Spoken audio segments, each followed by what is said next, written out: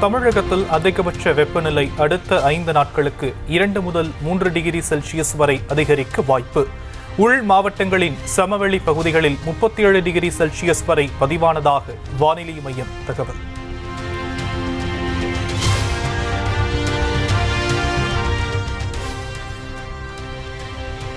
கோவில்களில் இசை கச்சேரி நடத்தப்படும் போது சினிமா பாடல்கள் பாட அனுமதியில்லை என சென்னை உயர்நீதிமன்றம் உத்தரவு.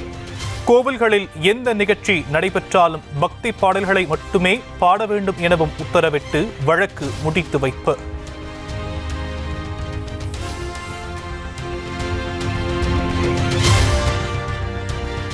தமிழ் மீது மிகுந்த பற்று வைத்துள்ளதாக கூறும் பிரதமர் மோடி சமஸ்கிருதத்துக்கு ஒதுக்கிய நிதி எவ்வளவு, தமிழ் மொழி வளர்ச்சிக்கு ஒதுக்கிய நிதி எவ்வளவு?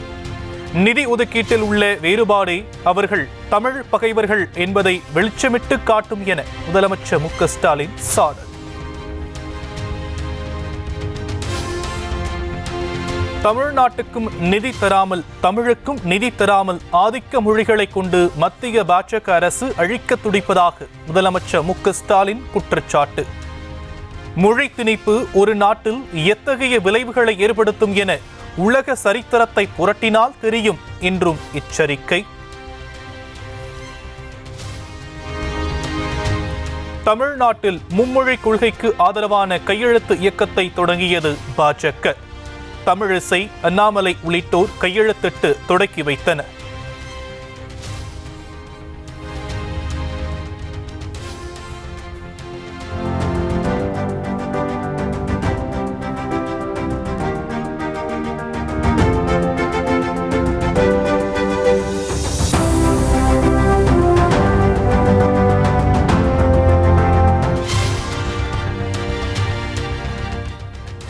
சட்டவிரோத பண பரிவர்த்தனை தொடர்பான அமலாக்கத்துறை வழக்கு. அமைச்சர் பொன்முடி மார்ச் 19ஆம் தேதி நேரில் ஆஜராக சென்னை சிபிஐ சிறப்பு நீதிமன்றம் உத்தரவு.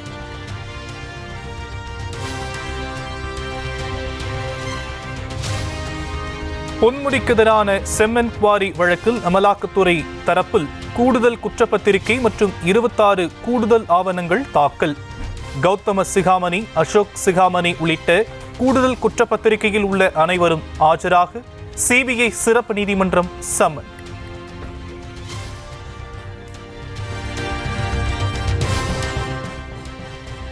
ஒசூர் அருகே விவசாய நீர் சேமிப்பு கிடங்கில் தவறி விழுந்த 3ஆம் வகுப்பு மாணவன் உயிரிழப்பு.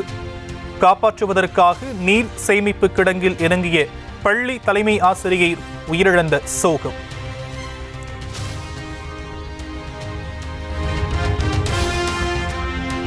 நாமக்கலில் தாயும் 2 குழந்தைகளும் வீட்டில் மர்மமான முறையில் உயிரிழந்து கிடந்த சம்பவத்தில் திடீர் திருப்பம்.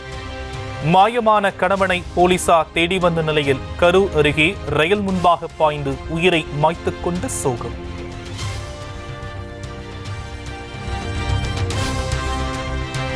முதலமைச்சர் மு க ஸ்டாலின் தலைமையில் தொகுதி மறுசீரமைப்பு தொடர்பான அனைத்து கட்சி கூட்டத்தில் 58 கட்சிகள் இயக்கங்கள் பங்கேற்பு.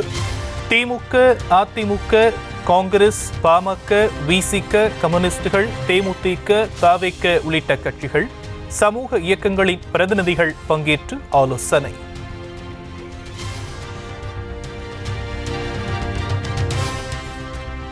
அனைத்து கட்சி கூட்டத்தில் கி வீரமணி, ஜெயக்குமார், செல்வ பெருந்தகை, வைகோ, திருமாவளவன் பங்கேற்பு. காதர் மொய்தீன், அன்புமணி, சண்முகம், முத்தரசன், கமல்ஹாசன், ஆனந்த் உள்ளிட்ட தலைவர்களும் பங்கேற்பு.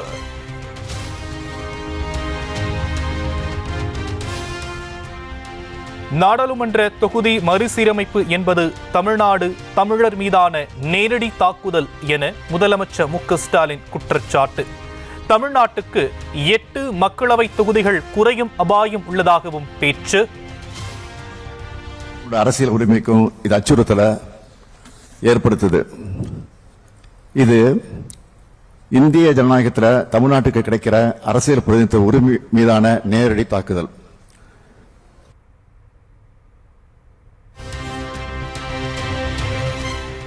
தென்னிந்திய மாநில பிரதிநிதிகள் அடங்கிய கூட்டு நடவடிக்கை குழு அமைக்க முடிவு. தொகுதி மறுசீரமைப்பு தொடர்பான அனைத்து கட்சி கூட்டத்தில் அறிவிப்பு. தமிழ்நாடு உள்ளிட்ட தென் மாநிலங்களிலிருந்து நாடாளுமன்ற உறுப்பினர்களை கொண்ட கட்சிகளின் பிரதிநிதிகள் அடங்கிய கூட்டு நடவடிக்கை குழு ஒன்றை அமைத்திடவும் அதற்கான முறையான அழைப்பை மேற்படி கட்சிகளுக்கு அனுப்பி வைக்கவும் இக்கூட்டம் தீர்மானிக்கிறது.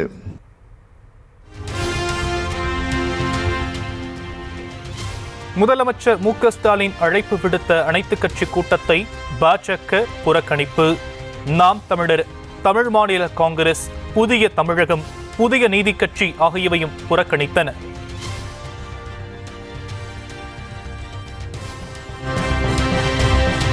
தொகுதி மறுசீரமைப்பால் தமிழகத்திற்கு பாதிப்பு ஏற்படலாம். மக்கள் தொகையை சுட்டிக்காட்டி அதிமுக முன்னாள் அமைச்சர் ஜெயக்குமார் அனைத்துக் கட்சி கூட்டத்தில் பேச்சு.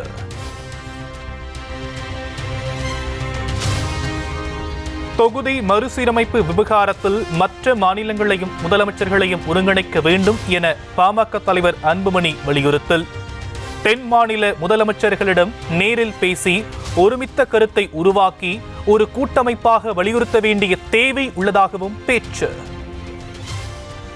முதல்வர் அவர்கள் இதை அத்துணை தென் மாநில முதலமைச்சர்களை நேரிலே சந்தித்து இது ஒரு அழுத்தம் தொடர்ந்து இதை சட்ட ரீதியாகவும் அரசு ரீதியாகவும் கொடுக்க வேண்டும் என்று எங்களுடைய பாட்டாளி கட்சியுடைய கருத்தாக நாங்கள் சொல்கின்றோம். கல்வி, பொருளாதாரம், குடும்ப கட்டுப்பாட்டை திறம்பட கையாண்டுள்ள தமிழகத்திற்கு பெரும் தண்டனைதான் தொகுதி மறுசீரமைப்பு என தவிக தலைவர் விஜய் எதிர்ப்பு. தென் மாநிலங்களுக்கு தொகுதிகள் குறைக்கப்பட்டாலோ, பீகார், உத்தரப்பிரதேசம் உள்ளிட்ட மாநிலங்களுக்கு கூடுதல் தொகுதிகள் ஒதுக்கப்பட்டாலோ ஏற்கவே முடியாது என்றும் திட்டவட்டம்.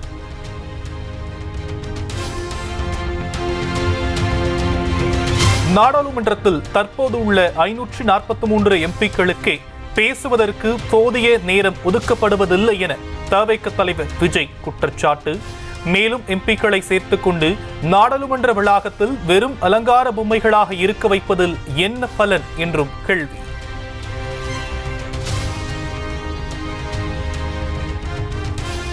மாநிலங்களுக்கான நிதி பகிர்வில் கூட்டணி, தேர்தல் கணக்குகளை விடுத்து பாரபட்சமற்ற அணுகுமுறையை கொண்டுவர தவிக தலைவர் விஜய் கோரிக்கை. குடும்பம் ஒற்றுமையாக இருக்க வளர்ந்த பிள்ளைகளுக்கு தேவையான சுதந்திரம் கொடுப்பது போல் மாநிலங்களுக்கு சுயாட்சி வழங்குவதுதான் இந்தியா என்ற குடும்பம் ஒற்றுமையாக இருக்க வழிவகுக்கும் எனவும் அறிவுரை.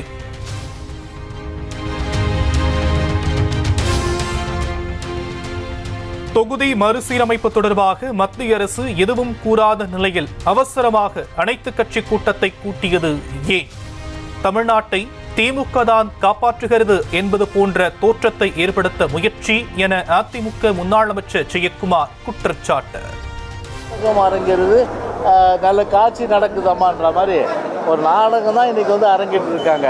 ஏதோ மாநிலத்தை இவர்கள் தான் முழுமையாக அந்த உரிமைகளை காப்பாற்றுவர்கள் போல ஒரு தோற்றத்தை உருவாக்குகின்ற ஒரு ஓரங்க நாடகத்தை தான் இன்றைக்கு அரங்கேற்று இருக்காங்க.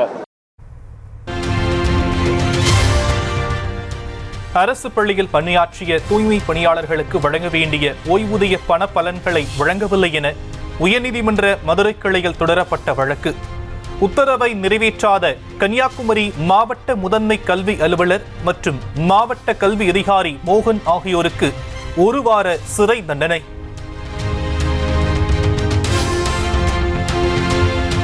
கடன் வாங்கியவரின் சொத்து மீது உரிமை கோரி கனரா வங்கியால் அனுப்பப்பட்ட நோட்டீஸுக்கு இடைக்கால தடை விதித்தது உயர்நீதிமன்ற மதுரை கிளை.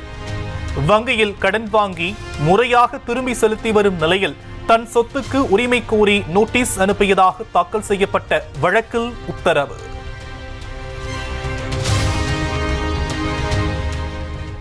பெருந்தொகையை கடனாக பெற்று திரும்ப செலுத்தாதவர்கள் மீது வங்கிகள் எந்த நடவடிக்கையும் எடுப்பதில்லை.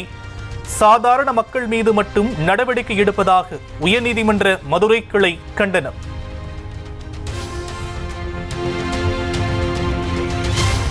சென்னையில் இன்று ஆபரண தங்கத்தின் விலை சவரனுக்கு 440 ரூபாய் அதிகரிப்பு. ஒரு பவுன் 64,520 ரூபாய்க்கு விற்பனை.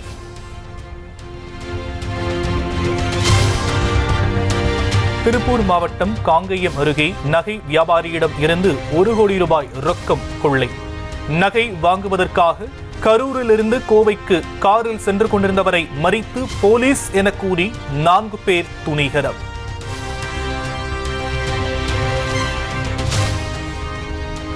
சென்னையில் வாகன சோதனையின் போது சிக்கிய 28 கிலோ தங்கம். கார் ஓட்டுநர் உட்பட 4 பேரை பிடித்து அண்ணா சதுக்கம் போலீசார் விசாரணை. தென் மாவட்டங்களிலிருந்து சென்னை வந்த அனைத்து எக்ஸ்பிரஸ் ரயில்களும் 2 மணி நேரம் தாமதம். விழுப்புரம் மாவட்டம் மயிலம் அருகே சிக்னல் கோளாறு காரணமாக தாமதம் ஏற்பட்டதால் பயணிகள் சிரமம். செங்கல்பட்டு அருகே பள்ளி வாகனத்தில் வைத்து 5 வயது சிறுமிக்கு பாலியல் தொல்லை. பள்ளி பேருந்தில் கிளீனராக பணியாற்றி வந்த 50 வயது நபரை பிடித்து போலீஸ் விசாரணை.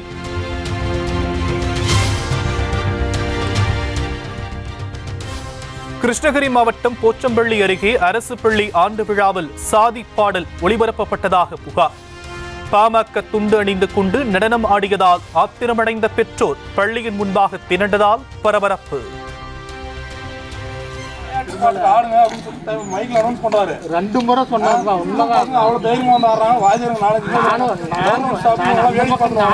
அந்த பக்கம் நின்றுங்க வேடிக்கை பார்த்து வாஜர் வந்து. இந்தியாவில் 2047ஆம் ஆண்டுக்குள் நகர்ப்புற மக்கள் தொகை 90 கோடியாக உயரும். நகரமயமாக்கலால் எழும் சவால்களை சமாளிக்க 1 லட்சம் கோடி ரூபாய் ஒதுக்கீடு செய்ய முடிவு என பிரதமர் மோடி தகவல்.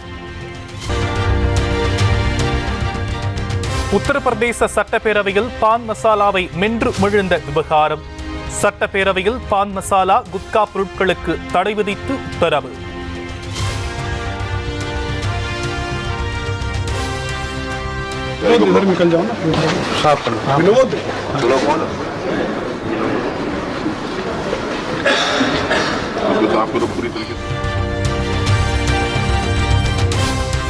பீகாரில் நிதிஷ்குமார் அரசு தாக்கல் செய்த பட்ஜெட்டுக்கு எதிர்க்கட்சிகள் எதிர்ப்பு. பொதுமக்களை ஏமாற்றிவிட்டதாக கூறி கிளுகிளுப்பை வைத்துக் கொண்டு போராட்டம்.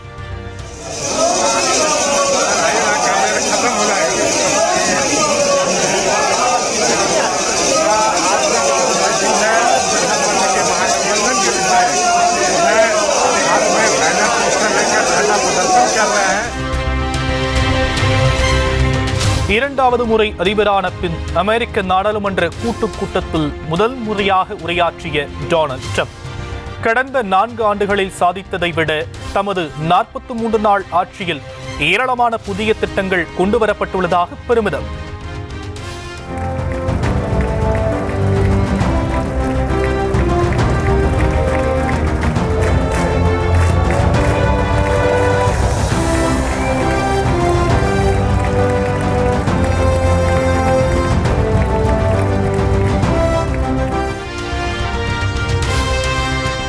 அமெரிக்க நாடாளுமன்றத்தில் அதிபர் ட்ரம்ப் உரையின் போது எதிர்க்கட்சி உறுப்பினர்கள் அமளி.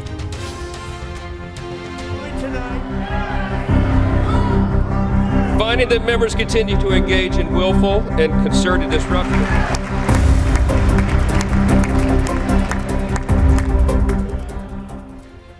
சபாநாயகர் உத்தரவிட்டும் அமர மறுத்த ஜனநாயக கட்சி பிரதிநிதி வெளியேற்றம்.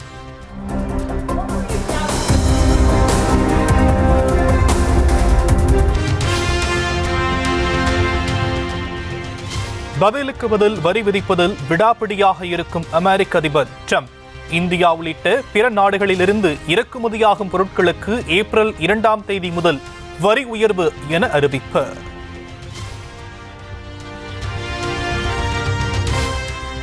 பெண்களின் கருக்கலைப்பு உரிமைக்கு எதிராக இருக்கும் அதிபர் ட்ரம்புக்கு கண்டனம். ஜனநாயக கட்சி பெண் எம்பிக்கள் பிங்க் நிற உடையணிந்து நாடாளுமன்றத்தில் பங்கேற்றதால் பரபரப்பு.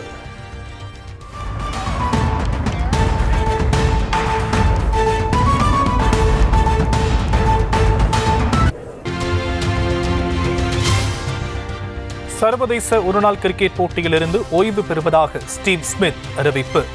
சாம்பியன்ஸ் டிராபி தொடரின் அரையிறுதிப் போட்டியில் ஆஸ்திரேலிய அணி தோற்றதால் முடிவு.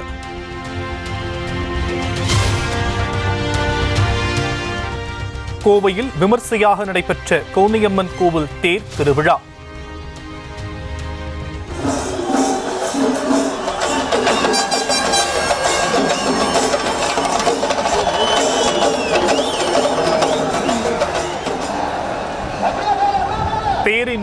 மிளகு உப்பு வீசி பக்தர்கள் வழிபாடு, பெண் பக்தர்கள் கோலாட்டம் ஆடி சுவாமி தரிசனம்.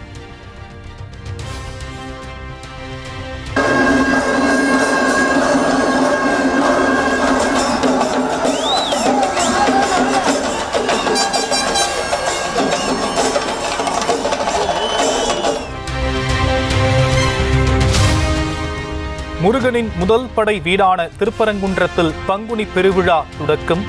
குடியேற்றத்தின் போது திரளான பக்தர்கள் பங்கேற்று அரோகரா கோஷத்தோடு வழிபாடு.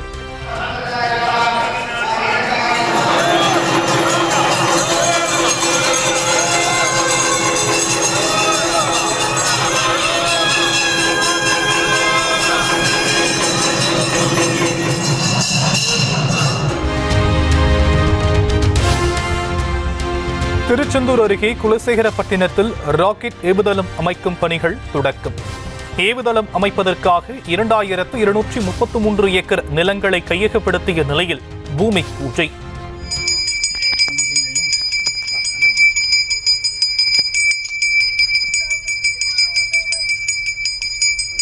ஆயுஷேவேந்திரே பிரதிஷ்டதி தீர்காயுஷ்ரஸ்வல. அவதூறு கருத்துக்களை தெரிவித்த நடிகர் சிங்கமுத்துக்கு எதிராக தொடர்ந்த வழக்கில் மாஸ்டர் நீதிமன்றத்தில் வடிவேலு ஆஜர். குறுக்கு விசாரணை செய்ய சிங்கமுத்து தரப்பு அனுமதி கேட்ட நிலையில் வழக்கு உயர்நீதிமன்றத்திற்கு மாற்றம்.